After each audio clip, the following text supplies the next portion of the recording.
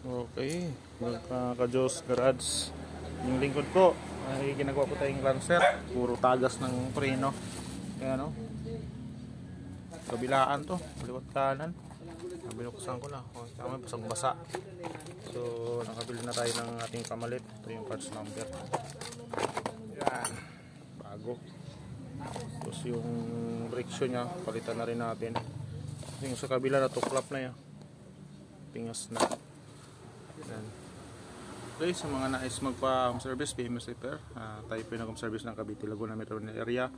PM lang sa ating page, Just Garage page. Okay, ayos. So yun, kailangan natin magpalit ng brake fluid din, flashing kasi sobrang itim na ng kanyang fluid. So yun po yung cause noon kung bakit nagkatagas tayo ng mga brake wheel cylinder, kasi yung mga guma dyan nasisira pagka yung di tayo nagpapalit ng ating brake fluid. Okay, ayos.